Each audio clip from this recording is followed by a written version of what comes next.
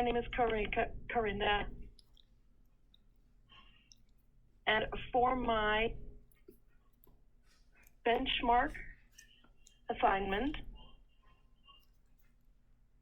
I'm going to be explaining, using sign language, and explaining how, for 11th grade class,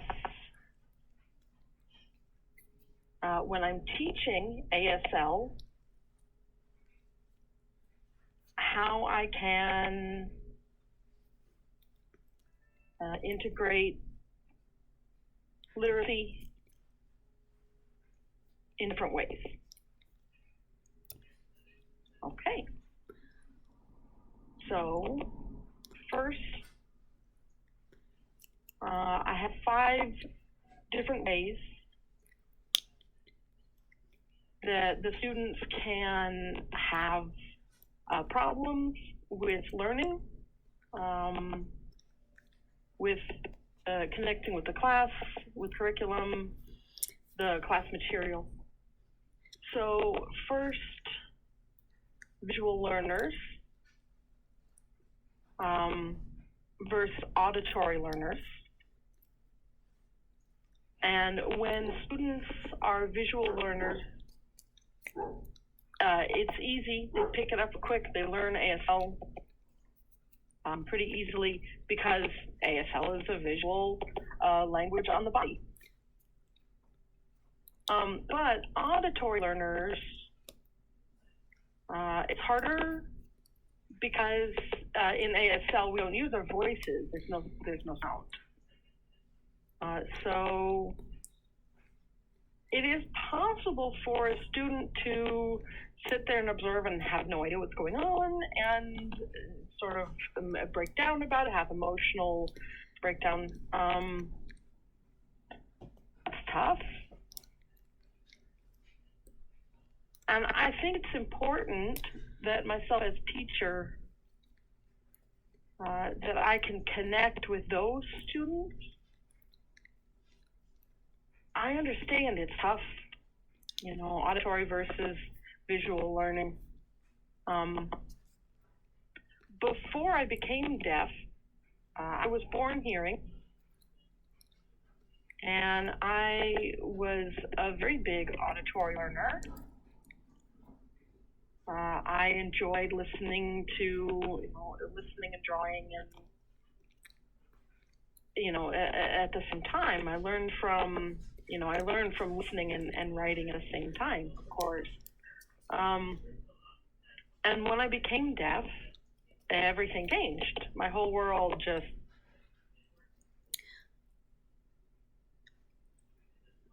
I struggled. My senior year, I almost didn't graduate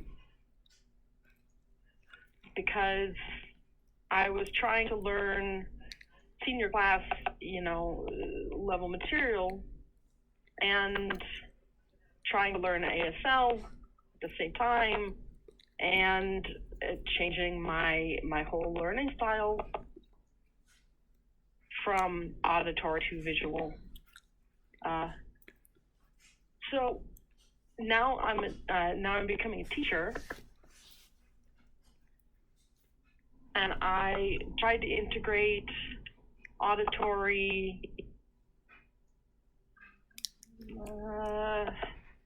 like assignments and videos and movies with closed captions for the class.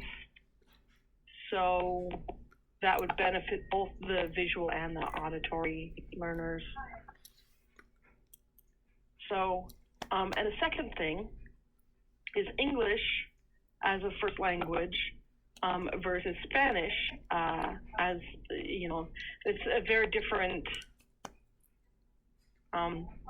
English grammar structure, is pretty tough. It's opaque to get through.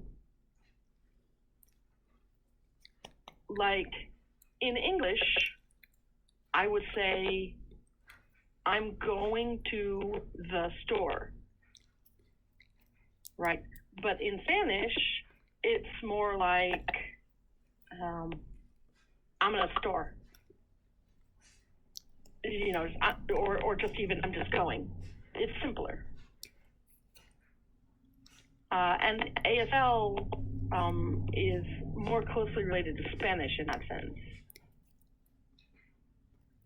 So if I have a student whose family is Hispanic or Spanish speaking at home, and they're in my ASL class learning ASL, it'd be easier for them to take in the grammar structure. So, but for English students, I think there'll be like missing words, like they'll feel like, yeah, like, you know, in English, where's the, or what if, or if, in, or to. In English, those words are important, but in ASL, we don't really use those words. You know, I just say, like, I'm going store. I'm going store. But in English, you need more words. I'm going to the store. It takes longer. And sometimes students can have a problem with, you know, word for word, and then there's a missing word or dropped words. And they think, well, you know, what does that mean? It's not, you know, they don't know. So I enjoy using games to teach how to do things like, you know, lose words, how to drop words, that sort of thing. So I have like a piece of paper with words on it, and the students can cut out the words and make like a puzzle out of it. And I'd say now take out either the or in, and use the other words to make the sentence clear. So, and I found it helps. The third thing is physical disability or limits, because sometimes we have students who, you know, their hands don't work. They've got arthritis or a frozen hand or something like that, and that would be tough for them to sign, because, you know, you need full use of both hands. But I love ASL. It's very adaptable. You can change it to fit whatever you need. Because if you wanted to say perfect, for example, the sign uses two hands, but in deaf culture, you can say perfect with just the one hand, like perfect, and everyone knows what you mean. They understand it. So that's helpful for disabled persons, and that would help students too. The fourth is social anxiety. because a lot of students now, after COVID, they were forced to stay home, and I mean, that's their normal. But now that we're all coming back to school and socializing, they get overwhelmed. And because ASL is a very physical language, standing up there to present, to talk to each other in the group, the class has to be social. It forces students, to experience anxiety. And I think it's important first to confront, to challenge that. If someone's presenting, if presenting in front of the whole class is too tough, with all those eyes, that's okay. The student can stop, and we can just do a one-on-one. They can just present to me later. Because the important part is that they're trying.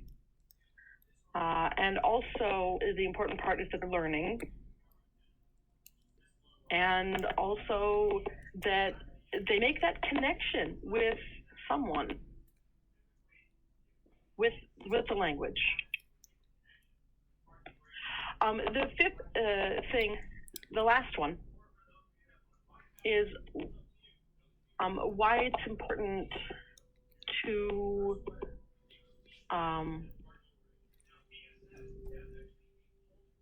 support students, to recognize them, because in the hearing culture and deaf culture, there's a lot of differences,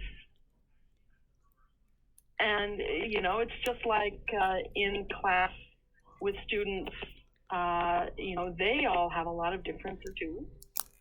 So I think it's important. It helps to showcase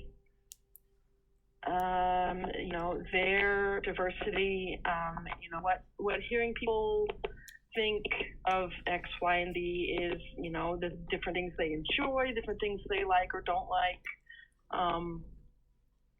And deaf culture is the same way. We all enjoy different things, and we have a visual perspective on the world that's a little different. But there's nothing wrong with diversity. What the problem is that people thinking that difference is bad. So I enjoy showing texts, like textbooks, to the class, to support like how different, difference is not a bad thing. So the first book is called Introduction to American Deaf Culture, and the author is Thomas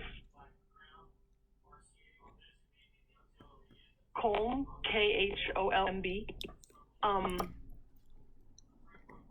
And I enjoyed that because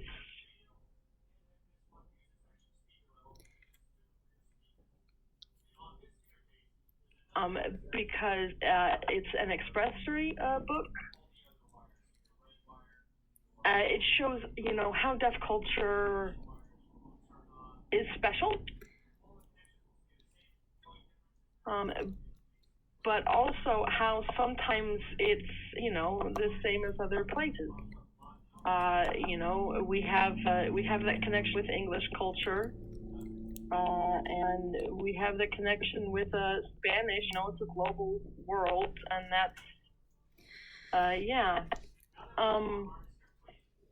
and the second book that I prefer to show the class is called A Loss for Words.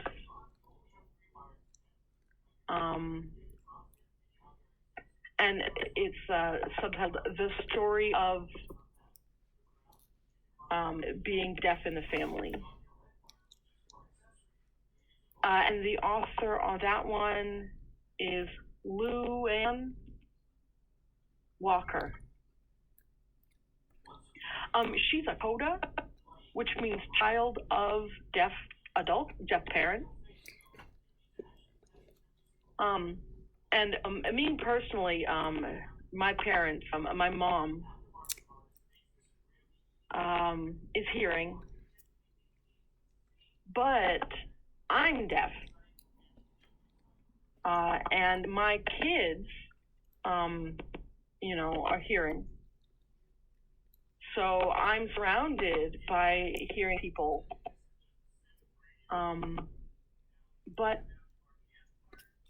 I have to fight for myself, for my, my right to stand up and be who I am. And that book by Lou Ann is similar but different, because she is hearing and her whole family is deaf. And I really enjoyed that perspective, because my family's all hearing, and I've never experienced that, opposite sort of, being hearing versus deaf. I haven't experienced the other side. And a lot of students that I've met, are also hearing, and their families are all hearing. But it's nice to be able to show them how, like, if they experience, a deaf family member, how they can connect, the book that they've read to their own life. It's a very good book. So now I want to talk about how to support a good community in the classroom. First is open communication. That's very important. A lot of students are scared. They come up, they're scared to come up and talk to the teacher, or, if I have a question, or if I need something, or, they expect the teacher to sort of brush them off.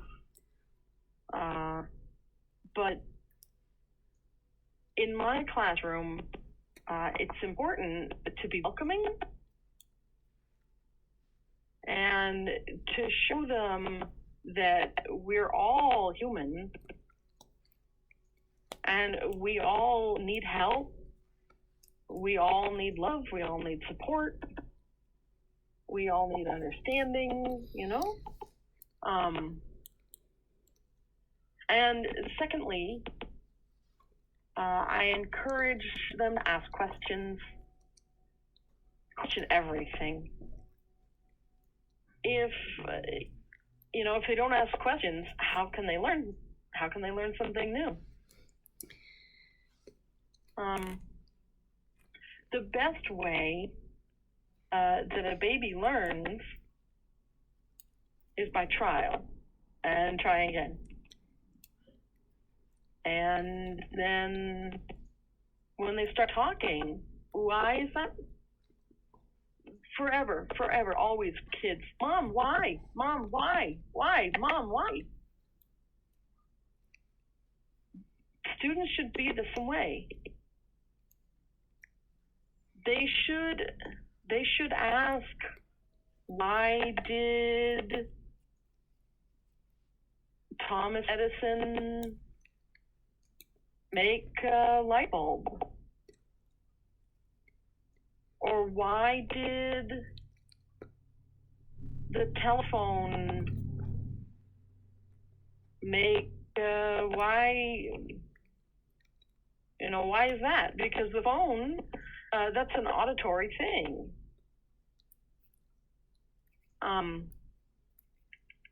Thomas Graham Bell, the man who made the telephone, his wife was deaf, but he made the phone for hearing people. Why?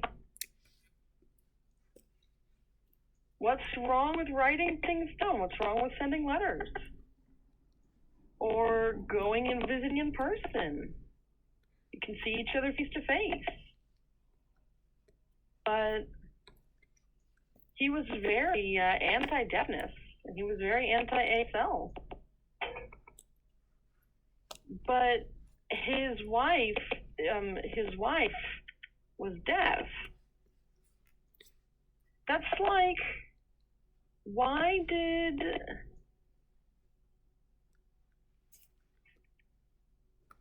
he suppress part of her and not, welcome her and let her feel loved?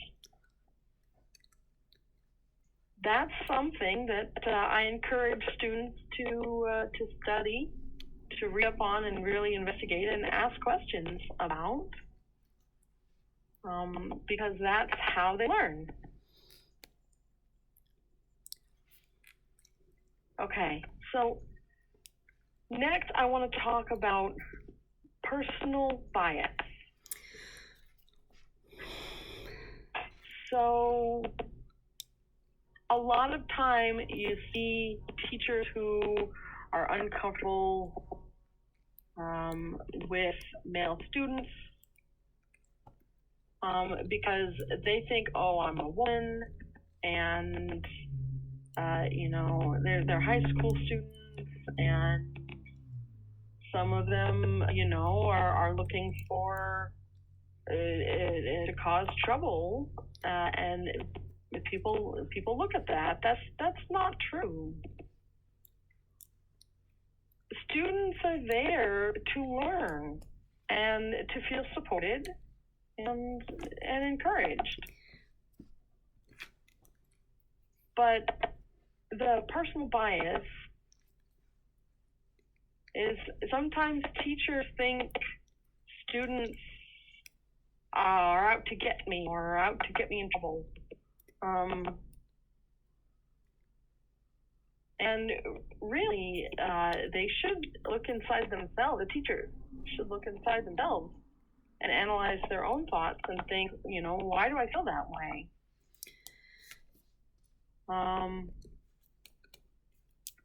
And then, work to fix that, right? So their class and their environment can be better for the students to be in.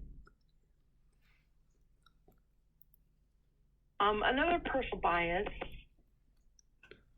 is thinking that all students will immediately understand ASL. I think everyone thinks it's easy. That's not necessarily true. If you think back, I can show visual learners are different than auditory learners. And so how do I get all of the students? They're not going to all understand it right away. That's important for teachers to accept. It doesn't mean that a student is a failure. It doesn't mean that the teacher is a failure. but it does mean that they have to find that perfect way to connect the ideas.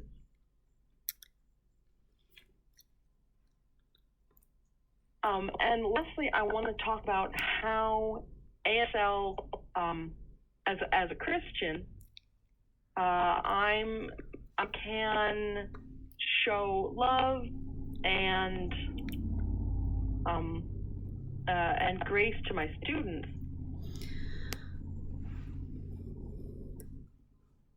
So God says, love your neighbor. And we should, we should love our students. I do.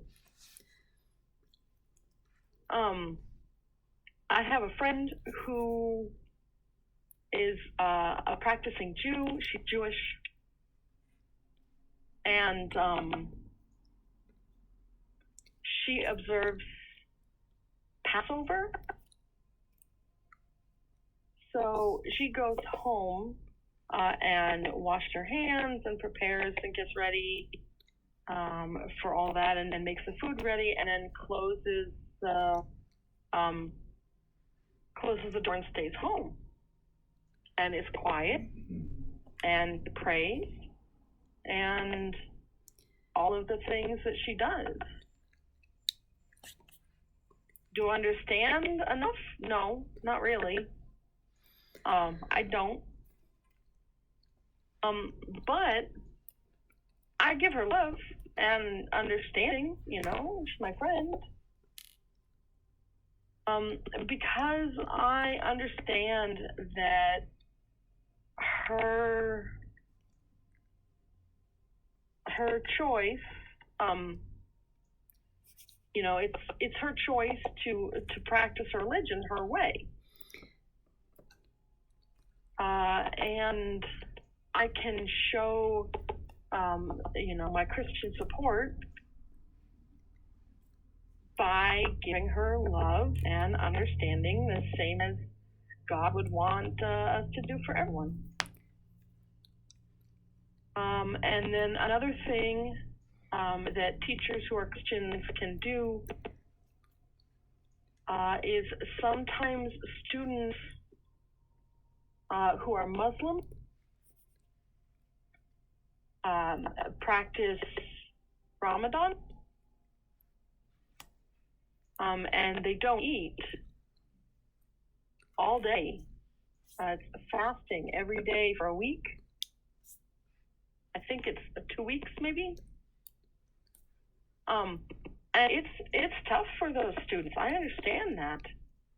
Those students can they can get sleepy and weak and irritable and fed up, and we need to we need to be able to give them patience, and or that was the interpretation. They might become passive, and so it's not the fault that they're a little bit out of it.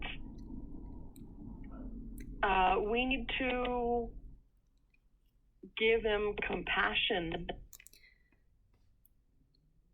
and show them that God understands and loves no matter what. And schoolwork is important,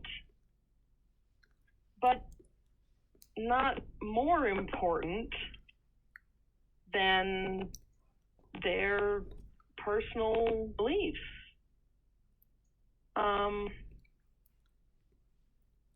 And open communication helps with making those connections with the students and the teachers.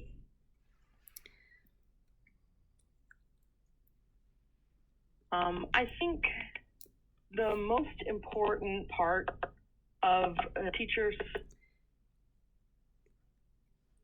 is knowing that way back when, we used to be students too. And whatever we lost Now is our chance to catch up on that again and do better. So, that's my review.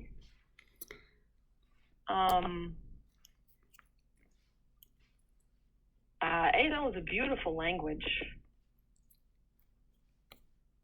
In high school, it's hard. Sometimes you need a beauty break. Just to hang out and have fun and learn something new in love and supporting environment. So, okay, thank you for listening. Have a good day.